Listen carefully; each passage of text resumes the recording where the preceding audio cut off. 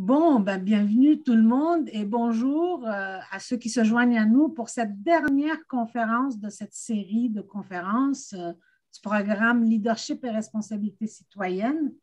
Cet après-midi, nous allons parler de démocratie et je vais laisser M. Bouchard présenter notre premier invité. M. Bouchard, la parole est à vous. Merci, Anne. Je veux d'abord saluer les gens du public qui nous écoutent et qui nous ont été fidèles jusqu'à la fin. Il faut les en remercier. Je suis très heureux de présenter Éric Montigny. Je pense que cet après-midi, pour la dernière séance, nous avons réussi encore à nous assurer la participation de conférenciers très talentueux. Nous en sommes très contents. Éric de Montigny, professeur à l'Université Laval en Sciences Po. Vous dirigez les programmes de maîtrise et de doctorat. Vous êtes aussi titulaire d'une chaire de recherche sur la démocratie et les institutions parlementaires, c'est exact.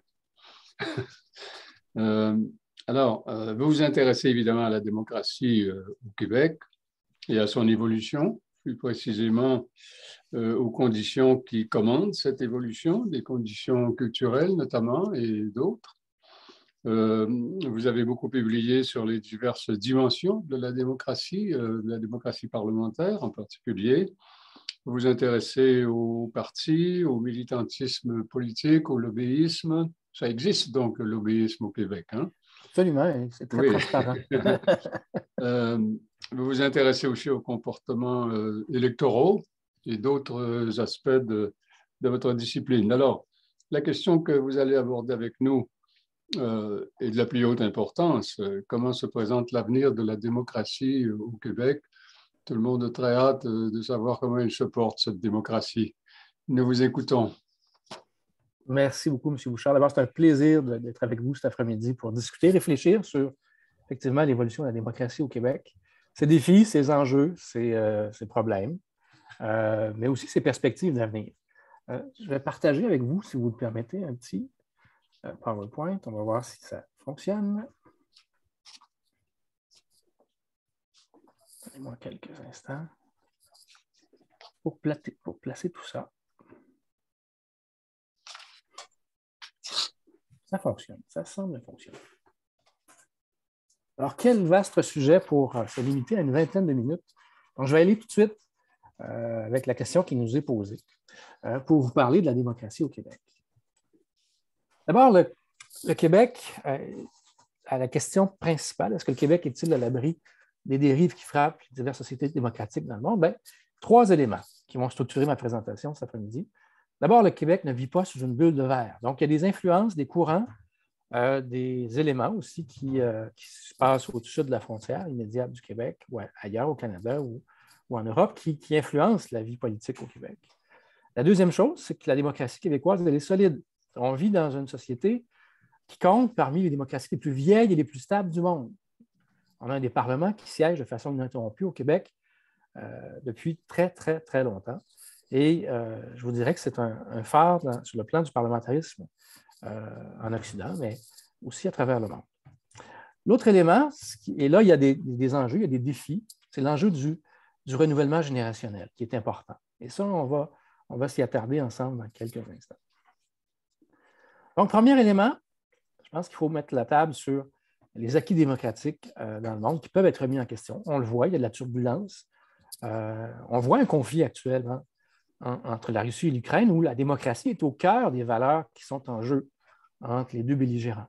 Et on voit des blocs se positionner sur ces lignes de fracture-là en lien avec l'autoritarisme et la démocratie. Donc, ce que ça nous rappelle, c'est que c'est un enjeu non seulement contemporain, cette crainte ou cette attaque envers la démocratie, mais qui a une influence chez nous.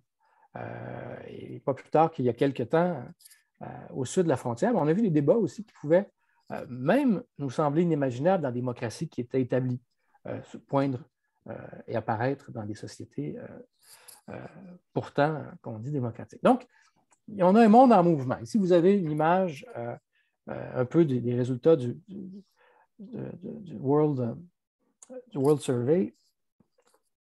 Ce qu'il faut comprendre, c'est que la Terre, la planète, ce n'est pas uniforme sur le plan non seulement des cultures, mais des valeurs des valeurs d'expression, de liberté d'expression, de démocratie. Et vous avez un regroupement qui est fait en termes de régions sociopolitiques du monde avec des valeurs qui sont différentes sur le plan de la démocratie. Vous voyez, le Québec se situerait dans cet ensemble-là plus davantage vers une liberté d'expression des valeurs, moins dans la survie, dans une société qui est plus sécularisée aussi, qui est moins traditionnelle que d'autres sociétés. Donc, une ouverture à la démocratie libérale qui est beaucoup plus importante. Ce qui n'empêche pas qu'en Occident, malgré, si on veut, cette cartographie de la démocratie, on assiste à des montées du populisme et à des courants qui sont plus autoritaires dans le débat politique.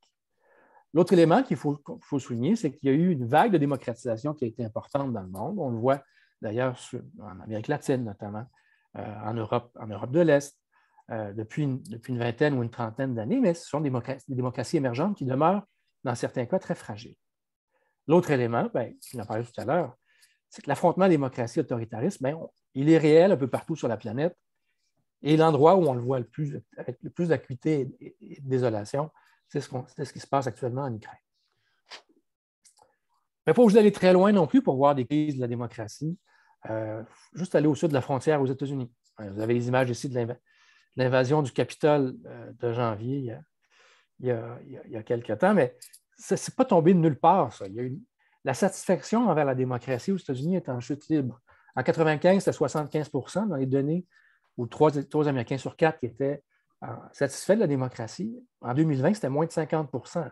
Et ce qu'on a entendu comme discours, comme rhétorique, notamment des républicains depuis plusieurs mois, c'est une remise en question même des résultats électoraux et des principes même de la démocratie. Donc, il y a au sud de la frontière un vent fort qui vient miner nos institutions démocratiques, ou leurs institutions démocratiques devraient dire. Au Canada, on a un portrait très différent. Puis, il faut prendre un pas de recul avec ce qu'on voit sur les médias sociaux, ce qu'on entend parfois dans les médias. Quand on regarde les données, ce qu'on a vu pendant la pandémie, c'est contre-intuitif, ça c'est des données d'Environics qui sont sorties il y a quelques mois à peine, c'est qu'au contraire, il y a plus de gens qui sont satisfaits de la démocratie qu'il y a quelques années. Donc, il y a une montée ou une hausse, si on veut, de la satisfaction, si on voit en 2021, des gens qui sont plus satisfaits envers la démocratie au Canada qu'auparavant. Et quand on regarde, selon les générations, cependant, c'est là où on va revenir tout à l'heure, mais il y a des points d'inquiétude. C'est que les gens qui sont moins satisfaits de la démocratie, ce sont souvent les générations qui sont les plus jeunes au Canada. Ceci dit, si on se compare avec d'autres juridictions dans le monde, on est en bien meilleure posture, peu importe les générations. Quand on regarde maintenant la confiance envers nos institutions, et là on va parler plus spécifiquement du Québec avec ces données plus récentes, on voit qu'il y a, et Jean-Amène peut-être vous en parler davantage tout à l'heure, donc je présente juste quelques données, il y a un déclin du collectif dans notre attachement aux institutions. C'est un sondage qui était dans l'actualité, ça, en 2018, donc juste un peu avant l'élection de 2018. Ce qu'on voit, c'est que les institutions qui sont les plus populaires ou auxquelles on est les plus attachés, c'est la famille, la propriété privée. Mais quand même, les chartes, le Code civil, l'État québécois arrivent quand même à avoir une posture. L'Assemblée nationale, un peu moins, le Parlement, mais davantage, à peine, mais davantage que le Parlement fédéral, les partis politiques, et finalement ferme la marche les syndicats et la religion. Donc, ce qu'on voit, c'est un certain déclin du collectif par rapport à l'attachement aux institutions. Par ailleurs, quand on regarde des données qui sont plus récentes, donc qui datent de 2021, Environics toujours, on regarde par région le respect pour les institutions politiques au Canada, on voit que c'est au Québec où on a le davantage de respect des institutions. Et vous voyez ici le Québec, là, où il y a une montée, si on veut, des gens qui sont très satisfaits des institutions entre 2010 et 2021.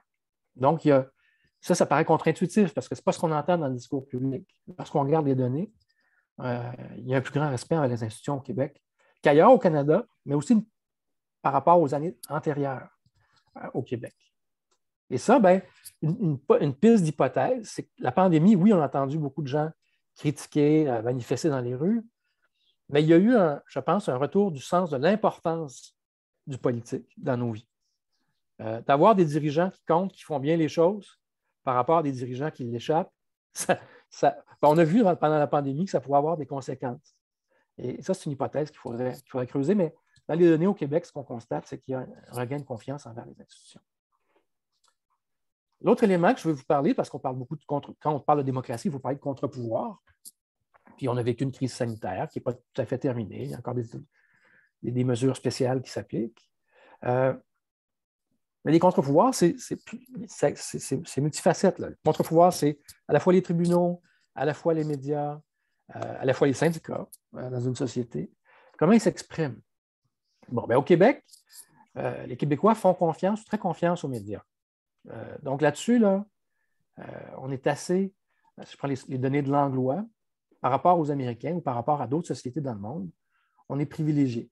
Il y a un niveau de confiance assez élevé envers nos journalistes et nos médias. 72 font confiance aux journalistes, globalement, très confiance, 11 mais ça, par rapport à d'autres juridictions, bien, les médias ont de l'écho, les médias traditionnels au Québec. L'autre élément, c'est que les scientifiques, puis on l'a vu pendant la crise, peu importe les gens de sciences politiques, mais les gens surtout de santé publique, bien, ont eu préséance et ils ont été écoutés par les autorités gouvernementales. Ça aussi, c'est une forme de contre-pouvoir, l'expertise scientifique. Les parlements ont fonctionné en Québec qu'à Ottawa. Oui, il y a eu des arrêts d'aménagement, mais ils ont fonctionné. Les tribunaux, il y a eu des recours aussi qui ont été amenés dans les tribunaux. Ça a fonctionné également. Il y a eu de la négociation, des ententes avec les syndicats, pas de loi spéciale pendant la pandémie. Ça, je pense qu'il faut se le rappeler. Et là, on est dans une sortie des mesures d'urgence. Il faudra voir comment ça va se faire. Mais il y a des pourparlers entre le gouvernement, ce que j'en comprends, et l'opposition. Donc, les contre-pouvoirs, globalement, malgré la crise sanitaire, ont fonctionné au Québec. Maintenant, est-ce que le Québec est à l'abri du populisme? Ça, c'est une vaste question. D'abord, je vais reprendre les critères de Jean-Werner Muller pour définir ce qu'est le populisme ou un parti populiste. D'abord, c'est un parti qui prétend être l'incarnation du peuple, qui s'oppose ainsi à la conception pluraliste de la démocratie libérale. Deuxièmement, un parti populiste se veut également anti-système et se propose de déconstruire graduellement les institutions représentatives en place. Et finalement, un parti populiste attaque les contre-pouvoirs afin d'emmener la crédibilité, ce qui se traduit généralement par des critiques répétées envers les médias et le pouvoir judiciaire. Quelles sont maintenant les conditions propices pour qu'il y ait une montée du populisme dans une société? Bien, il faut qu'il y ait une perte de confiance envers les institutions. Donc, on voit qu'au Québec, on se maintient quand même relativement bien. Il faut qu'il y ait un fossé entre les élites et les citoyens ordinaires pour ce qui est de leur sensibilité culturelle. Est-ce que ça représente, ce fossé-là, un terrain très fertile pour les mouvements populistes? Donc, une déconnexion entre les élites et la société sur le plan des identités culturelles. C'est Marc Medeiros qui a travaillé là-dessus en 2015 notamment. Et finalement, les inégalités économiques et sociales. Maintenant, quand on regarde les inégalités économiques et sociales au Québec, on prend l'indice Gini, on compare sur une vaste période l'évolution des écarts de richesse ou dans la société, les disparités, si on veut, de richesse ou l'égalité sociale. On voit que c'est le Québec où il y a le moins de disparités au Canada. Beaucoup moins qu'en Ontario, moins que la moyenne canadienne. Et encore moins maintenant qu'il y a plusieurs années. Donc, là-dessus, pour le populisme, on n'a pas un terreau fertile, on a moins de disparités. Et quand on regarde dans le monde maintenant, le Canada a déjà beaucoup moins de disparités qu'ailleurs, mais les grandes disparités, on les voit au Mexique, on les voit au Brésil, on le voit dans certains pays, beaucoup plus que nous. Maintenant, au Québec, qu'est-ce qu'on a? Pour voir comme perspective du populisme, d'abord, on a une des sociétés les plus égalitaires. Ça, je pense qu'il faut se le dire. Une situation économique qui, malgré la pandémie, demeure favorable. Une gestion des enjeux identitaires aussi, qui est intégrée dans la gouverne de l'État. Et une confiance plus élevée qu'ailleurs envers nos institutions. Donc, on a un terrain moins fertile que beaucoup d'autres sociétés démocratiques pour le populisme. Ça ne veut pas dire qu'il ne s'exprime pas. Au Québec, il s'exprime à droite comme à gauche, mais différemment.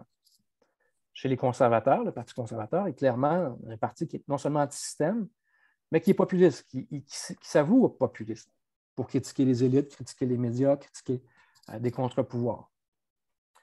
Mais on a aussi, chez Québec solidaire, un certain courant, ce n'est pas tout Québec solidaire, mais on a vu des tensions dans les dernières années au sein de Québec solidaire avec des éléments de discours populistes.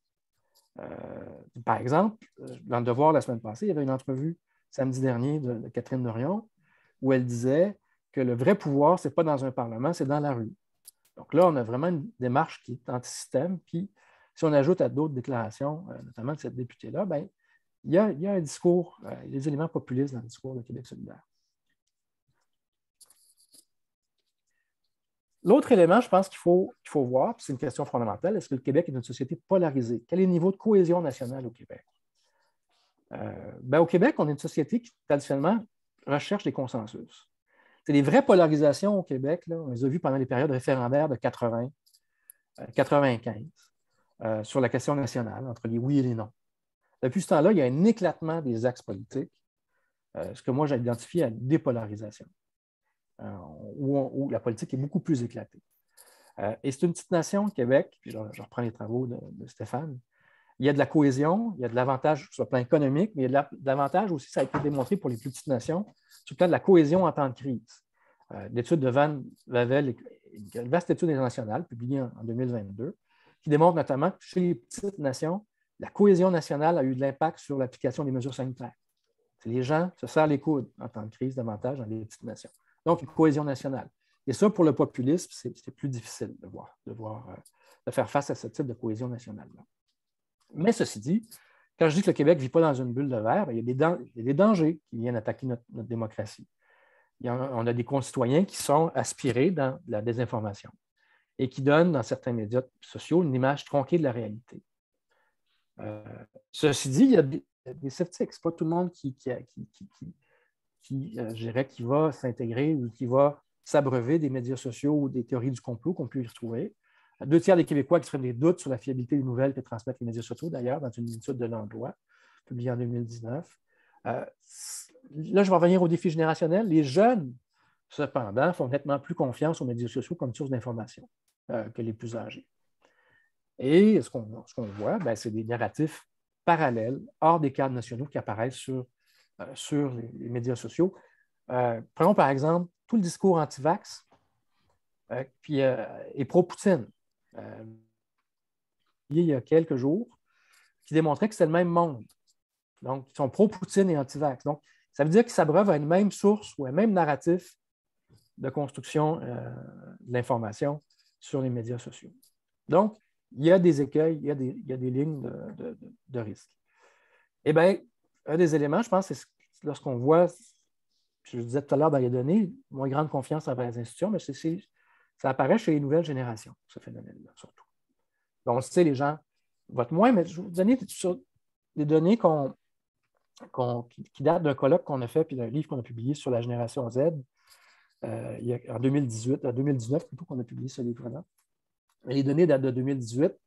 La démocratie comme valeur, on avait demandé à un panel juste de jeunes, donc dans le sondage, et c'est rare qu'on ait un échantillon assez vaste juste avec des jeunes, là, et ce qu'on avait fait. Bien, c'était important, ou très important, la démocratie, pour 82 % des jeunes. Donc ça, c'était rassurant comme données. Cependant, l'engagement politique, il se transforme. On voit des déclins chez les nouvelles générations, des formes traditionnelles d'engagement. C'est le taux de participation électorale qui est en déclin, ça, ce n'est pas nouveau, mais l'étude de Dubois, Blanchard et Gélineau nous montre que c'était moins de 40 % en 2018 chez les jeunes, les plus jeunes en termes de participation électorale. Les jeunes voient aussi leur engagement nouveau, de façon nouvelle, avec la multimilitance. Donc, il y a des partis politiques, ce que j'appelle à la carte sans carte. Ils vont s'engager pour une cause. Ils vont choisir le véhicule au moment où ils le veulent qui va les aider le plus à pousser cette cause-là. Donc, il n'y a pas une grande fidélité à une institution ou à un véhicule politique, mais davantage à une cause qu'ils valorisent ou qu'elle valorise. Donc, lorsqu'on tente aussi de mesurer l'abstentionnisme politique, c'est très difficile. Chez les jeunes, on a essayé de le faire pour voir c'était quoi les principales raisons pour lesquelles les jeunes n'allaient pas voter. Les données, par exemple, ce qui est arrivé en premier, c'est « je ne fais pas confiance au système politique ». Ça, c'est le bloc dur, les gens qui sont anti-système, qui ne font pas confiance au système politique. C'est ceux, d'ailleurs, qui sont le plus susceptibles de sombrer dans la désinformation. Ça ne m'intéresse pas. Je n'ai pas le temps, c'est trop compliqué. Donc, voici des éléments qui justifiaient la non-participation.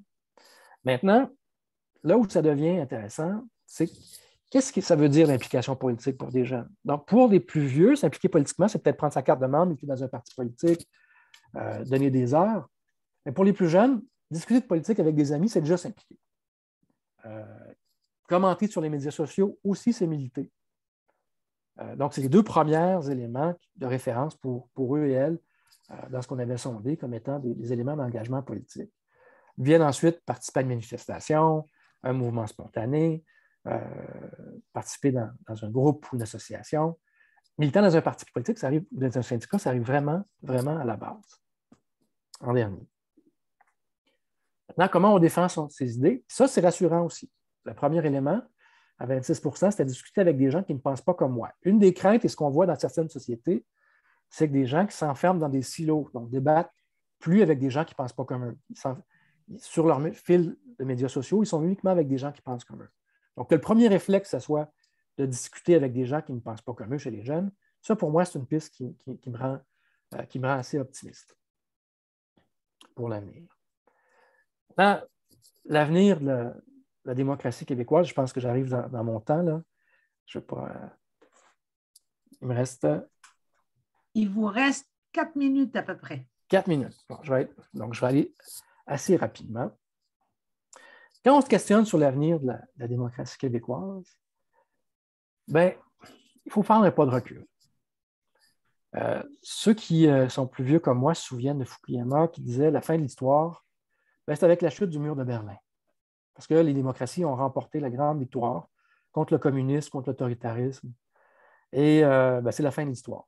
C'est l'Occident a triomphé avec la démocratie libérale. Ben, ce qu'on voit avec ce qui se passe en Russie actuellement, cette thèse-là, c'est un mirage. Des forces antidémocratiques, des forces autoritaires, ben, ils sont bien présentes dans diverses sociétés. Et ils apparaissent même chez nous.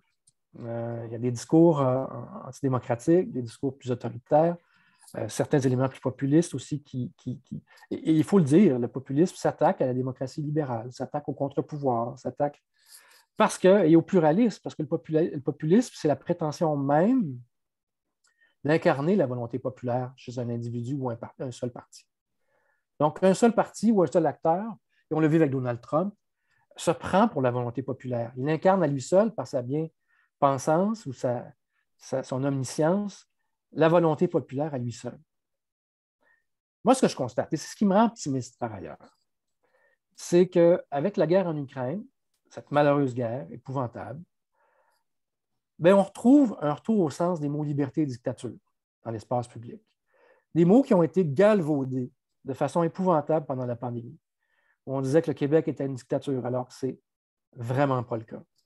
Alors qu'on disait que la liberté, oui, on était restreint par la pandémie, oui, la crise sanitaire a fait mal à plusieurs personnes, mais en même temps, des vraies dictatures ou des vrais enjeux de liberté, lorsqu'on voit des journalistes emprisonnés en Russie, des manifestants dans la rue qui se font arrêter par centaines, bien, ça nous rappelle le sens des mots et le sens de la mesure, dans ce qu'on doit dire ou ne pas dire dans l'espace public comme étant des concepts.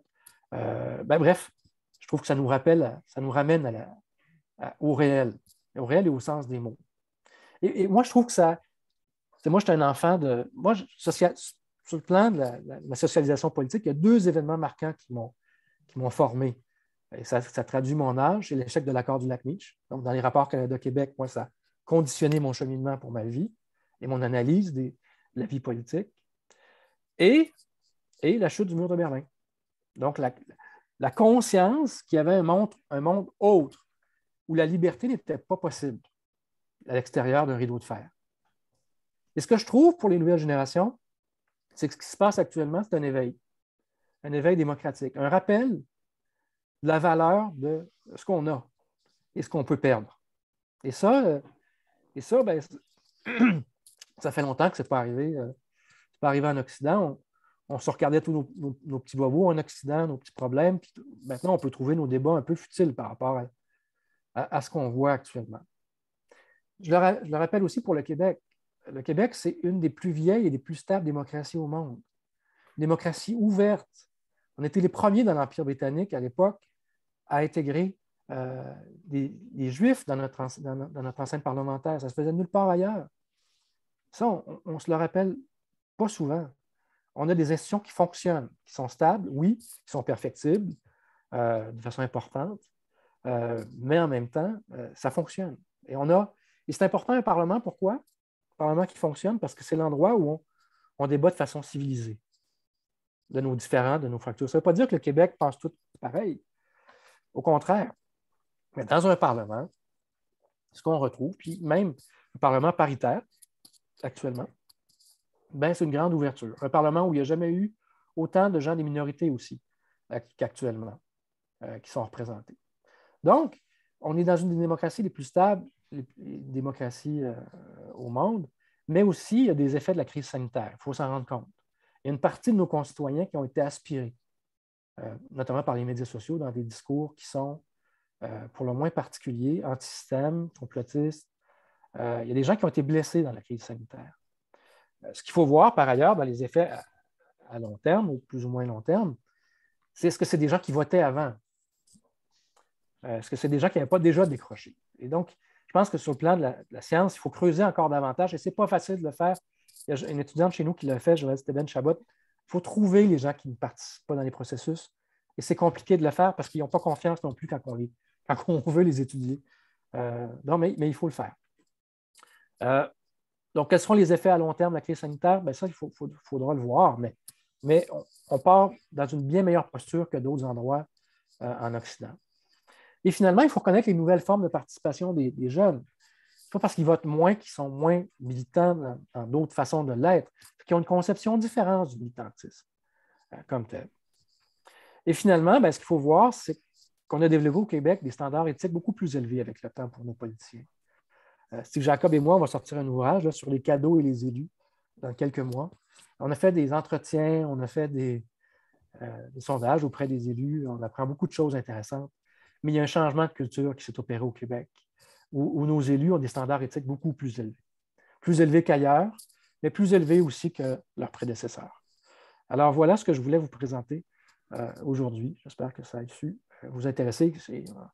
On sera ouvert, bien sûr, après la présentation d'Herman, à échanger avec vous. Merci beaucoup, M. Montigny. Il y aura certainement des questions à la fin, suite à l'exposé de M. Guy. Stéphane? Oui, merci. Merci, Rick. C'était vraiment fascinant. J'ai hâte de la période de questions. Alors, moi, c'est un grand plaisir, privilège même de vous présenter Jean-Herman Guay, qui a été mon collègue à l'École de politique appliquée de l'Université de Sherbrooke pendant 5 ans. Imaginez-vous donc ma première réunion comme professeur à vie, c'était pour faire sécession du département d'histoire et de créer l'École de politique appliquée, qui était une idée qui avait germé dans l'esprit de Jean-Herman, qui était à la fois de faire un parcours en sciences politiques, mais qui était beaucoup plus appliqué, beaucoup moins théorique et abstrait. Et aujourd'hui, on peut dire que c'est un grand succès. Le département a plus que doublé de taille. Il y a un bac, une maîtrise, 2 maîtrises, même 2 cheminements à la maîtrise. Et l'École de politique appliquée a maintenant pris toute sa place au Québec, ce qui est assez extraordinaire d'être responsable, en fait, d'avoir créé un département comme celui-là. Ce qui était aussi très bon pour moi, c'est d'avoir un collègue comme Jean-Herman qui est devenu, en fait, une sorte de modèle pour moi, parce que Jean-Herman Guay, c'est quelqu'un qui a un parcours intellectuel incroyable. Il est à la fois très fort en quantitatif et en idées politiques, en philosophie politique. C'est un mélange extrêmement rare dans le milieu académique, où d'habitude les deux sont 2 mondes complètement différents. Il a publié un livre de statistiques en sciences sociales avec R, qui a notamment été repris et publié en France dans une maison d'édition belge, Dobroek Éditions. Alors, c'est pour dire à quel point le livre était de qualité. Et d'autres de ses livres, notamment celui sur les élections au Québec sur 150 ans, a été finaliste du prix du livre politique de l'Assemblée nationale du Québec. Mais en plus, Jean-Herman avait 2 autres caractéristiques assez intéressante. La première, c'est qu'il a fait beaucoup d'entrevues, participé à la vie publique de façon extrêmement importante. Je me rappelle d'une discussion avec l'économiste de renom Pierre Fortin qui me disait, moi, à chaque fois que j'entends Jean-Herman à la radio, je stationne ma voiture puis j'écoute parce que c'est Jean-Herman, ma boussole idéologique pour comprendre la politique québécoise. C'est pas rien. Et finalement, il a compris il y a fort longtemps l'importance des nouveaux modes de communication, notamment Internet. Il a créé 2 sites web. Le premier s'appelle Bilan du siècle qui est une sorte de Wikipédia de la vie politique québécoise. Et après, Perspective Monde. Et encore aujourd'hui, si vous écrivez, cherchez des mots-clés sur Internet, ces sites-là risquent de sortir parmi les premières sorties. À l'époque, généralement, tu me diras les chiffres, mais c'était plusieurs milliers de clics par mois là, de gens de partout dans le monde qui allaient chercher l'information à partir des sites web qui ont été sous la responsabilité, puis, dont l'idéateur est Germain Gay. Donc, j'ai bien hâte de t'entendre, Germain. J'espère que je ne t'ai pas trop intimidé avec ma présentation. Ouais. Beaucoup, beaucoup, beaucoup. Merci beaucoup, Stéphane. Ce que vous allez entendre, ça va être à la fois complémentaire et différent de ce que Éric a fait. Et ça va être l'aspect plus philosophique en moi qu'évoquait Stéphane tout à l'heure, qui va parler. Peu de chiffres, mais je pense qu'Éric en a suffisamment présenté et des chiffres fondamentaux. Je vais vous livrer ma présentation sous forme d'une lecture. Je vais tâcher de la rendre la plus animée possible, mais essayez de suivre bien mon raisonnement, puis vous pourrez voir si je me trompe ou ça sera matière à discussion. Donc, commençons par un fait. Quand on prend les 40 pays de l'OCDE, l'Organisation de coopération et de développement économique, les enquêtes annuelles qui sont faites depuis une vingtaine d'années montrent en gros que dans ces pays-là, 50% des gens ne font pas confiance en leur gouvernement. 50%. Aux États-Unis, de 2010 à 2020, c'est 60% des gens qui ne font pas confiance au gouvernement. Au Royaume-Uni, ça atteint 65%. Au Canada, comme l'évoquait Éric, c'est un peu mieux. On est autour de 40% des gens qui ne font pas confiance au gouvernement. Reste que 4 Canadiens sur 10 ne font pas confiance au gouvernement national de manière générale, année après année, avec des variations bien sûr. Quand on sait que cette méfiance, c'est le mot magique, est corrélée à la méfiance à l'endroit de la justice, des policiers, de la fonction publique, c'est encore plus problématique parce que ça ne touche pas uniquement les gouvernements, mais ça touche l'ensemble du système politique. Donc, je vais tâcher de voir en amont pourquoi, d'où ça vient, d'où peut prévenir cette méfiance-là, et en aval, dans la suite, quelles en sont peut-être les conséquences. C'est à ce moment-là que je vais me rapprocher du Québec. Donc, je vais partir de manière très globale et croyez-moi, peut-être trop globale, mais vous jugerez. Donc, commençons avec cette globalité. Les philosophes de l'Antiquité l'ont dit, l'être humain est un animal social. Pourquoi? Pour une raison toute simple, parce que sa survie dépend des autres. S'il n'a pas le soutien des autres, physiologiquement, physiquement, il meurt. Platon l'a écrit, Aristote l'a bien expliqué, saint Thomas d'Aquin l'a repris au Moyen Âge.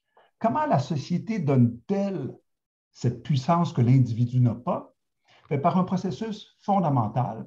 On fait plus, mieux et plus vite en faisant moins de choses et en divisant les fonctions. Des personnes cultivent la terre, d'autres fabriquent des vêtements, d'autres sont menuisiers. Mais cette division des fonctions nécessite une force organisatrice qu'on appelle l'État.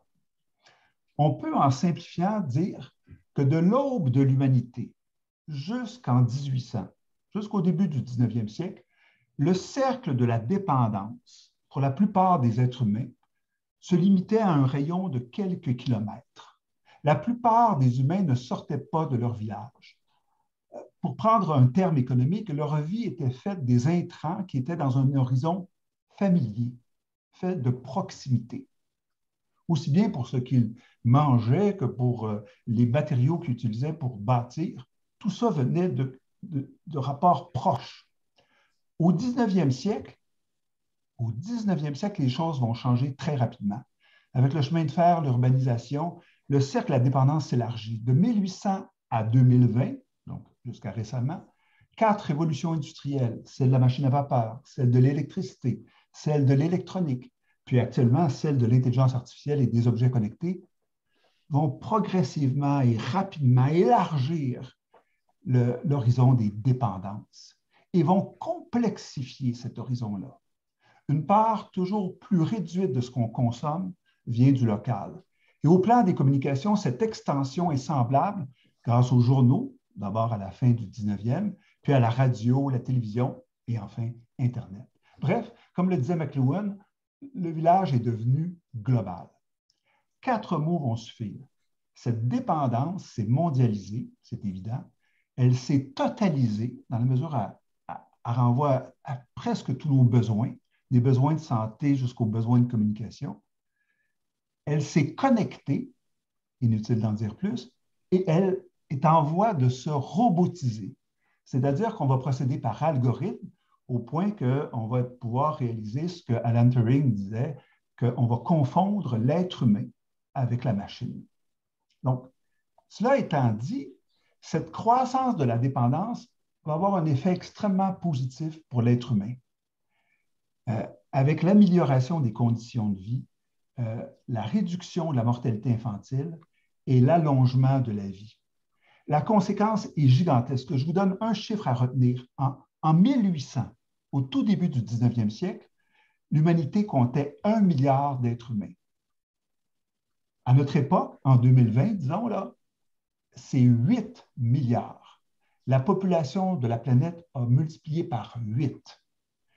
Mais cette dépendance et cette complexification de nos rapports va avoir un côté négatif, ou du moins un qui est frappant et qui va avoir un effet considérable sur la vision qu'on a du monde. Comme presque plus rien nous est immédiatement familier et que tout est complexe, il faut faire confiance aux fournisseurs de ces biens et de ces services. C'est vrai des médicaments, de la qualité des aliments, des systèmes électriques et bientôt du système de guidage des voitures autonomes. Si l'on doute de la réponse reçue, de sa qualité, de sa conformité, de son intégrité, de sa prévisibilité, toutes ces dépendances peuvent devenir source de méfiance. On peut légitimement craindre qu'on nous cache des choses, qu'on nous mente. Et les enquêtes menées partout dans le monde montrent des citoyens actuellement inquiets, anxieux parfois et largement méfiants. La méfiance générale n'est donc pas étrangère à la dépendance et à la complexité croissante. Voilà une première cause qu'il faut en amont et elle est tellement grosse qu'on ne la voit pas parfois. Vous me direz que c'est précisément à l'État que revient le rôle de contrôler la qualité des intrants, de s'assurer de la valeur d'un vaccin, par exemple. La confiance en l'État devrait être en mesure de réduire donc l'anxiété, puisque l'État a précisément pour fonction de réglementer les liens et de punir les arnaqueurs. Or, toutes les enquêtes d'opinion depuis 20 ans montrent, grosso modo, que dans la liste des professions, les députés et les ministres sont au bas de la liste. Sont 46e sur 50 selon le dernier recensement, selon le dernier sondage, ou pour les maires et mairesses, 43e sur 50 professions. Donc, la méfiance, elle est là même au Québec. Le citoyen est inquiet parce qu'il est inséré donc dans de multiples dépendances, toujours plus complexes, et il est aussi inquiet parce que ce qui devait le protéger, à son avis, ne le protège pas. Donc, quelle est la conséquence comportementale? Si l'on doute de l'honnêteté des élus, de la justice, de la fiscalité, des tribunaux, si l'on croit qu'un écran voile les véritables liens et que la narration n'est qu'une tromperie, ou encore est lourdement marquée par la tromperie, il est normal que l'individu se tourne vers soi, dans un ici et maintenant, et qu'il dévalorise le système social. Il est normal qu'il se désintéresse de la politique largement, des partis, qu'il boude parfois les urnes, ne soit pas membre d'un parti, fréquente très irrégulièrement les assemblées syndicales ou associatives, et que cette société civile ait à son tour du mal à représenter ses propres membres. Ce processus d'individualisation, puis le déclin de la vie partisane et associative peuvent être considérés comme la troisième cause de cette dérive qu'on peut voir. Quant à moi, c'est à travers ce vaste processus de dépendance-méfiance qu'il faut interpréter des événements aussi différents que l'élection de Trump jusqu'à l'attaque contre le Capitole, ou la polarisation que l'on retrouve sur les médias sociaux, le déboulonnage demandé des statuts par certains, le mouvement des camionneurs d'Ottawa ou celui des Gilets jaunes qui a frappé la France. À la limite, le complotisme ne vient pas des comploteurs, il vient en amont du citoyen devenu méfiant et inquiet à la recherche de narration qui serait cohérente avec ces craintes. Reste que ces événements répétés et polymorphes troublent l'image que l'on se fait de la société et on peut y voir la quatrième cause des dérives possibles. Donc, cela étant dit, prenons le problème d'un autre angle. Sur la base de l'expérience athénienne, pendant des siècles, on a dit la démocratie, c'est le chaos. Le mot démocratie avait même une connotation négative pendant des siècles et des siècles. Ce n'est qu'au XVIIe et XVIIIe qu'on a réhabilité la notion de démocratie. À partir d'un principe relativement simple, on a considéré que les êtres humains sont doués de raison. Ils peuvent donc faire des choix raisonnables dont ils seront responsables. Les individus auront donc la liberté, celle de quitter leur village, de changer d'emploi, de religion. Ils pourront avoir des idées différentes, voire opposées, mais les institutions qu'on imaginait alors auront pour objectif de fournir un espace dans lequel ils pourront débattre et arriver, selon la règle de la majorité, à des solutions efficaces qui leur sembleront les meilleures. Et selon les expériences, les citoyens pourront changer de gouvernement au bout de 4 ou 5 ans. Ces idées, on les retrouve chez John Locke, chez Montesquieu, chez Adam Smith. Elles sont formulées avant 1800. La date est importante. Donc, à partir de là, on peut penser que pendant le siècle qui l'a suivi, la démocratie le pari démocratique était relativement facile à atteindre et à réaliser. Pourquoi? Parce que les sociétés étaient relativement homogènes. On ne donnait le droit de vote qu'aux hommes et qu'aux propriétaires. Les sociétés étaient culturellement beaucoup plus simples jusqu'à un certain point. Et donc, aussi, on attendait moins de l'État. Jusqu'à la Première Guerre mondiale ou jusqu'à même à la Deuxième Guerre mondiale, l'État, essentiellement, c'était l'administration de la justice, de la police, des douanes. Il n'y avait pratiquement pas d'impôts, pas de fonctionnaires. Le rôle de l'État était beaucoup plus réduit.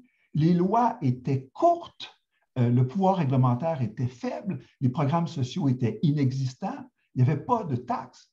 Et donc, même les parlementaires à Québec ou à Paris ou à Londres siégeaient souvent quelques mois par année. Aujourd'hui, les États sont devenus énormes. Les taxes et les impôts représentent à peu près 40 de la richesse produite annuellement. Pour tous les aspects de la vie, les parlements votent plus de lois. Celles-ci sont plus complexes, plus volumineuses, associées à des couches réglementaires plus pointues, parfois coiffées d'ententes internationales, si bien que le principe fondamental que nul n'est censé ignorer la loi est un principe qui ne s'applique plus. Le poids des dépenses publiques est énorme. Plus personne ne peut avoir une pleine connaissance de ce que fait le législatif, l'exécutif ou le judiciaire. De là, le sentiment de nos citoyens qui se sentent impuissants, qui regardent tout cela à la limite un peu inquiets parfois ou avec un sentiment d'incapacité. Et ce n'est pas qu'un simple problème de volume d'information. Aujourd'hui, grâce à la psychologie cognitive, on sait que des biais cognitifs viennent comme transformer tout ce qu'on reçoit, viennent amalgamer, fusionner, simplifier, tordre toute lecture qu'on peut faire du réel. À la limite, là, cette complexité fait en sorte que l'individu a le sentiment de comprendre mal ou de comprendre simplement par, comme disait l'autre, un halo. Il ne connaît pas. Il croit parfois comprendre et souvent, il sait qu'il ne comprend pas. Donc, à partir de là, on comprend qu'on arrive au même résultat, une espèce d'impuissance citoyenne. Des questions surgissent de là et vous allez voir un peu la suite. On peut se poser la question, si cette méfiance existe indéniablement, entraîne-t-elle pour autant une désobéissance comportementale? En d'autres termes, est-ce que l'ordre public est menacé? En sciences sociales, contrairement aux sciences exactes, on ne dispose pas de laboratoire, mais on dispose de situations test. Donc, il nous faut trouver dans la réalité des situations qui parlent. Et que s'est-il passé? Bien, on peut dire que la pandémie peut nous raconter beaucoup de choses.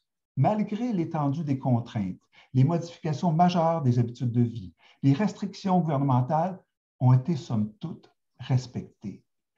Des gyms et des pâtissières ont bien sûr dénoncé le gouvernement ou momentanément désobéi. Quelques manifestations ont eu lieu, mais le respect a largement dépassé la délinquance. Il en a été de même à peu près dans toutes les démocraties. Et malgré la sévérité des contraintes, l'incertitude qui pouvait planer autour de certaines d'entre elles, des inquiétudes qui pouvaient naître de la nouveauté des vaccins, 90% des gens se sont pliés à ces mesures-là. Donc, les craintes ou les méfiances ne se sont pas traduites en comportement. Vous me direz que des gens ne se sont pas fait vacciner, que des camionneurs ont bloqué le centre d'Ottawa et qu'ici, des gens portaient mal le masque. Ça est vrai, mais tout est une question d'attente et de mesure. Quelles sont vos attentes? Si vous changez le seuil de la réussite en le ramenant dans une zone où l'on trouve normal que dans une société persistent ici et là des délinquances, des colères, des divergences qu'on pourra baliser, l'échec devient, somme toute, réussite. Plus encore, si vous considérez le tout sur une échelle, un axe, une variable continue associée à des degrés, toute action peut être considérée selon le sens du déplacement, positif ou négatif. Le problème n'est plus tellement de savoir où est le curseur, mais dans quelle direction évolue le curseur? Dans quel sens va-t-il? En mathématiques, on parle, et là je pense aux gens qui sont en sciences, quelle est la nature du vecteur? Quel est son sens? Quelle est sa longueur? Est-ce qu'on va vers le mieux ou vers le pire? Donc, de là, on peut imaginer une posture pessimiste, une posture qui dit les choses vont empirer, la méfiance va un jour se traduire en comportement et un jour, on va tomber dans un mode de délinquance généralisée, voire de guerre civile. Quant à moi, et ça rejoint ce que Éric disait, cette crainte-là est plus ou moins fondée, surtout dans le cas du Québec. Et Éric racontait bien les éléments qui font que c'est peu probable au Québec. Est-ce qu'on peut exclure cette hypothèse-là complètement? Non, mais on peut penser que c'est peu probable. À l'échelle du monde occidental, on peut avoir aussi une idée, et encore là, on se base sur une situation test, c'est l'Ukraine. En Ukraine, on voit des gens mettre en péril leur vie. Hein? C'est le sacrifice ultime pour défendre la démocratie et la liberté de parole et la liberté de vivre comme ils l'entendent. On les voit là, porter les armes, sortir de leur vie privée et entrer sur le terrain de la guerre et prendre le risque de leur vie, se séparer de leur famille. Et donc, on dirait que le curseur, à un moment donné, on a beau être méfiant. Et rappelez-vous, là, en décembre 2021, vous n'avez peut-être pas eu ça en tête, mais j'ai fait les recherches, en décembre 2021, le président Zelensky, il était désapprouvé par sa population. Il était mal vu. 31% des Ukrainiens avaient confiance en lui. Il était attaqué de toutes parts par les médias.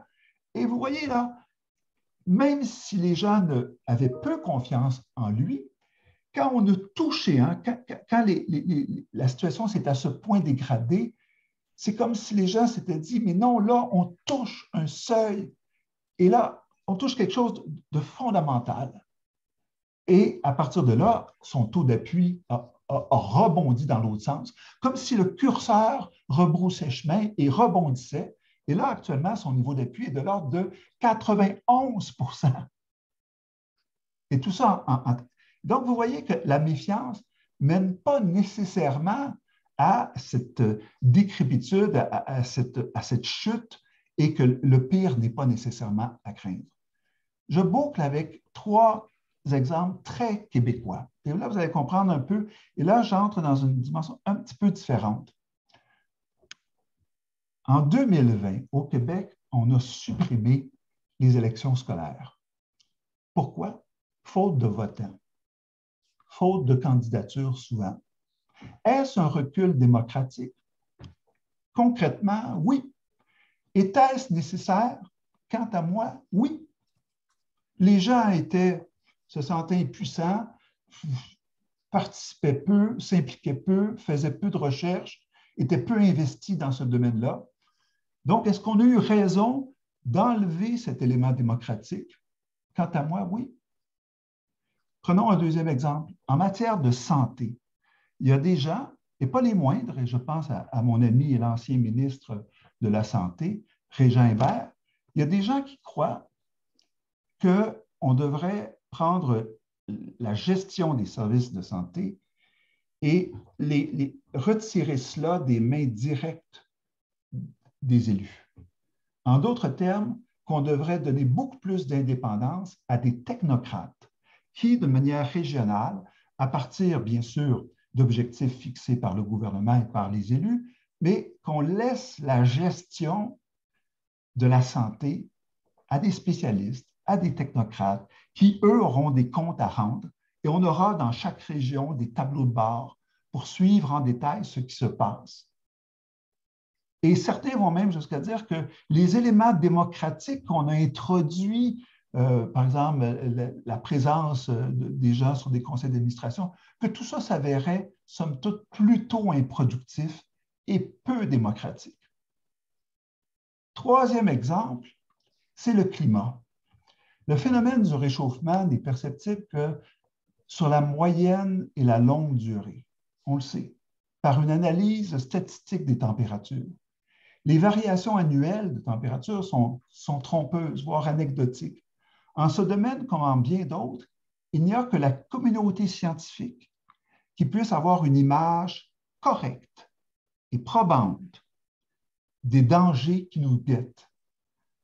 Et les solutions sont connues, mais elles sont nombreuses et complexes. Et pour les faire avancer, peut-on compter sur les électeurs, sur les consommateurs?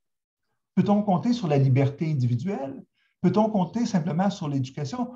Ou ne faudra-t-il pas imposer par voie technocratique un certain nombre de solutions?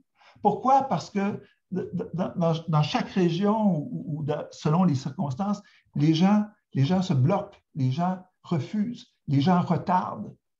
Et le danger va plus vite que la pédagogie quant au réchauffement climatique. En somme, quand on regarde le processus démocratie, gestion, efficacité, qu'on le prend sur le long terme ou qu'on le ramène dans des situations proprement québécoises, qu'on prend des dossiers aussi importants que l'éducation, la santé ou le réchauffement climatique, on en arrive à se poser la question, est-ce qu'il ne faut pas que la démocratie telle qu'imaginée au 18e siècle soit repensée, soit recalibrée, que dans certains domaines, demander aux gens ce qu'ils pensent ou se fonder sur ce qu'ils veulent, c'est extrêmement trompeur et extrêmement dangereux. Dans d'autres domaines, c'est bénéfique.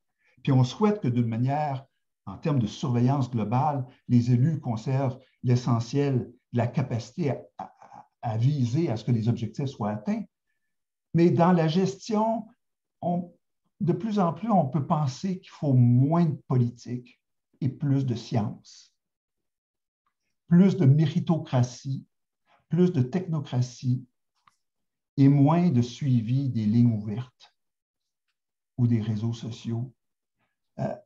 On peut ainsi penser que la meilleure façon d'éviter la dérive, puis quand on la regarde sur le long terme, même si au Québec, on peut penser qu'on est un peu épargné, bien, la meilleure façon d'éviter cette dérive-là, c'est d'accepter que la situation est rendue à ce point complexe que les modes de décision qu'on a eus, qui sont dans les fondements de notre société politique, doivent être revus. J'espère que je n'ai pas pris trop de temps. Je pense que j'en ai pris trop. Mais merci, M. Gay, c'est parfait, merci. Je vais commencer par, si vous voulez bien, une question. Puis je pense qu'elle s'adresse à M. Montigny, mais je pense que les deux, vous pouvez y répondre. Alors, la première, pensez-vous que les chroniques d'opinion, tels Richard Martineau et Jeff Fillion, ont un impact positif pour la démocratie? C'est intéressant comme question, parce que mon séminaire la semaine dernière, j'ai un séminaire sur les partis politiques actuellement, c'était est-ce que tous les partis politiques peuvent être reconnus? C'est quoi la limite? C'est quoi les critères pour bannir un parti politique, pour l'exclure de la vie démocratique? C'est la réflexion que je lançais aux étudiants. Est-ce qu'il faut mettre des règles? Est-ce qu'il y a des partis politiques qui ne sont pas acceptables dans une société? Puis c'est quoi les règles? Puis comment? Ils ont débattu longtemps pour se dire, pour trouver que la solution, souvent, était pire que l'origine du problème. Et moi, je pense que cette question-là, c'est un peu la même chose. Qu'on a beau être pas d'accord ou être d'accord avec ce que des chroniqueurs vont dire, c'est comment, concrètement, on va imposer ça. Qui va décider? Est-ce qu'on va revenir à l'époque des censeurs? Ben là, on le voit en Russie, ce qui se passe avec les censeurs. Donc, moi, je fais partie de ceux qui pensent que, même si je ne suis pas d'accord avec certains propos, je vais me battre pour que les gens aient le droit de le dire. Au Canada, il y a un système qui existe. S'il y a de la diffamation, il y a des poursuites qui peuvent être prises. S'il y a des propos haineux, il y a des enquêtes qui peuvent être ouvertes. Donc, les institutions sont là, les règles sont là. Et comme citoyen, s'il y a des choses qui vous choquent, il y a des outils au conseil de presse. Il faut jouer le jeu des institutions. Mais bannir des gens du discours public, pour moi, c'est encourager des montées de groupes dont on ne voudrait pas voir la montée. Je suis plutôt un partisan, il faut les confronter. Il faut déconstruire les mensonges. Je ne dis pas que ces gens-là font des mensonges, mais de façon générale, lorsqu'on est face à un mensonge, il faut le déconstruire, il faut faire face. Voilà. Voulez-vous ajouter quelque chose, M. Gay? Je suis tout à fait d'accord avec Éric, mais une partie de mon inquiétude, Éric a carrément raison en disant ce remède-là du bannissement serait pire que le problème, puis il faut confronter. Mais j'ai une impression, puis peut-être que je me trompe, est-ce que c'est fondé, mais moi j'ai l'impression qu'aujourd'hui les gens parlent beaucoup moins de société, et lorsqu'ils en parlent, ils parlent beaucoup plus brièvement de société. Ils passent d'un sujet à l'autre. J'ai une image peut-être fausse d'une jeunesse où on peut passer des heures à s'engueuler, à se confronter. Là, on dirait que le citoyen est rendu, c'est ou bien trop complexe, trop lourd, trop loin de lui, et là, il va chercher des idées qui sont, c'est les fameux biais cognitifs, qui vont venir confirmer ce qu'il croit. Il va boucler ça en quelques idées. Et on pourrait prendre des dossiers, puis là, je vois M. Bouchard qui est là, puis je me dis, on pourrait prendre toute la question de la loi 21. Comment est-ce possible que tant de gens aient souscrit à ce projet de loi? Ils voient même un projet phare, alors que concrètement, ça se base pour interdire, par exemple, le port de signes religieux à des enseignantes et à des enseignants. On se base sur... Le législateur s'est basé essentiellement sur une impression, une opinion publique. Et là, vous voyez le danger de... Donc, Éric a tout à fait raison, mais en même temps, il faut craindre cette espèce de désarroi ou d'impuissance ou d'apathie ou de négligence. Des psychologues disent que la pensée fonctionne selon deux systèmes, le système A et le système B. Le système A, vous savez, c'est quand on regarde les choses rapidement, puis on prend une décision rapidement. On fait ça tous les jours pour mêler un détail. Et dans d'autres domaines, le système B, on s'arrête, on réfléchit, il y a un enjeu. Et là, on est inquiet, on regarde les choses plus attentivement, on fait des calculs, on met la colonne du pour, la colonne du contre. Bien, j'ai l'impression que pour la société, aujourd'hui, les gens se livrent qu'à un monde d'impression. Et ça m'inquiète justement pour la réplique aux idées dans le monde des idées, dans le débat des idées. J'ai une autre question pour vous en lien avec, vous avez fait allusion à l'Ukraine. Si on regarde l'Ukraine, n'est-ce pas le sentiment nationaliste qui a galvanisé les Ukrainiens et non pas la volonté de protéger la démocratie? À l'aube de l'invasion de l'Ukraine par la Russie, ne devrions-nous pas nous interroger sur la fragilité de la démocratie? Face aux dérives autocratiques, ne sommes-nous pas vulnérables comme société démocratique? Je peux me lancer, si tu veux, Jean. Oui. D'après moi, d'abord, il y a différentes formes de nationalisme. J'ai le bonheur d'enseigner un séminaire là-dessus aussi, mais la démocratie puis le nationalisme, ce n'est pas antinomique. Là. Il peut y avoir du nationalisme qui s'exerce, comme en Russie, dans un cadre de nationalisme impérialiste. Puis on a vu M. Poutine dans un stade hier. ça s'exprimait là, cette forme de nationalisme impérialiste. Mais il y a d'autres formes de nationalisme qui s'exercent dans un contexte démocratique. Le Québec est un exemple de nationalisme démocratique. Et les Ukrainiens conjuguent cette forme de défense de la démocratie nationaliste dans ce qu'on voit. Puis oui, en Ukraine, comme dans d'autres sociétés, il y a des franges plus radicales qui, dans les sondages là-bas, représentaient à peu près 1,6 % d'extrême droite là, en Ukraine. Il faut mettre les choses en perspective.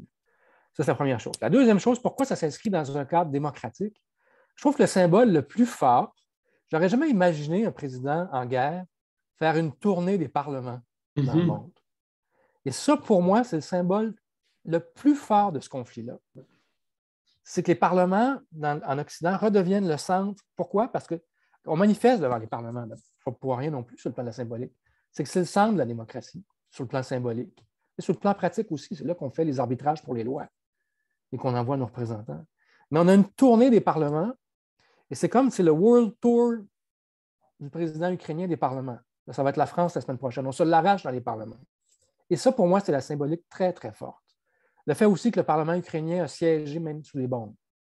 Donc, l'un n'exclut pas l'autre. Nationalisme, oui, et démocratie. Et je pense que c'est ce qu'on voit en Ukraine. Merci. Écoutez, je vais prendre peut-être encore une question, si vous voulez. J'ai M. Champoux qui demande « La croissance de la population humaine planétaire n'est-elle pas notre problème philosophique le plus important, problème humainement insoluble? » D'une certaine manière, c'est une bonne nouvelle pour les individus. Quand on a vu la mortalité infantile, avant ça, un enfant sur deux, avant 1 an, décédait. Les gens pouvaient décéder à l'âge de 45 ans, à 50 ans. Rappelez-vous, il y a à peu près 30 ans, puis encore aujourd'hui, dans certains pays, au Mali, l'espérance de vie est autour de 45 ans, 50 ans. De voir une amélioration donc de la vie, c'est bon pour l'individu humain. Mais pour la collectivité, ça pose effectivement un problème d'envergure. Mais pour l'individu personnel, ce n'est qu'amélioration. Et donc, ça pose un problème collectif. Et c'est pour ça que la gestion de l'environnement, on voit qu'elle est difficile en termes démocratiques et que l'urgence vient plus vite que la capacité à choisir. Et il faudrait, là, en cette matière, accepter de manière plus claire et plus directe et plus rapide les décisions du GIEC. Mais c'est vrai aussi dans d'autres domaines. Moi, je me souviens, à une époque, je donnais des formations aux gens dans les commissions scolaires avec les directeurs généraux des commissions scolaires. Puis il y avait des gens qui étaient nouvellement élus là, sur les conseils. Là, on les accueillait. Peut-être Stéphane va se rappeler de cette époque où je donnais ces formations-là. Et on voyait des gens nouvellement élus, pleins de bonne foi, puis de générosité, puis d'une volonté de comprendre, mais juste pour comprendre l'ampleur, les éléments pédagogiques, les éléments budgétaires, les conventions collectives, l'ensemble de l'organigramme et l'ensemble des éléments spécifiques, ça prenait presque un baccalauréat, voire une maîtrise pour simplement s'y retrouver. Et autrement, ils avaient l'impression de devoir à tout moment d'écouter les fonctionnaires et de dire oui. Et parfois, par moment, ils pouvaient dire non parce que ça les touchait personnellement. Mais on voit qu'à un moment donné, la complexité est telle que la capacité à digérer l'information, à la traiter comme simple citoyen, devient extrêmement difficile. Écoutez, vous avez peut-être remarqué sur le fil de discussion, vous avez beaucoup de remerciements de notre auditoire. Je vous remercie beaucoup, messieurs. J'invite les étudiants à nous retrouver dans 10-15 minutes au lien Zoom de la salle de classe. Je remercie l'auditoire d'être avec nous depuis le début. Et M. Bouchard veut dire un dernier mot. Non, c'est parce que je pensais qu'on avait encore quelques temps. Je poserai ma question tout à l'heure. Merci, M. Bouchard. Alors, merci beaucoup. On se retrouve bientôt dans la salle de classe. Et merci à tout le monde qui a participé à toutes les conférences depuis le début. Et à l'année prochaine, j'espère. Bonne journée. Au revoir.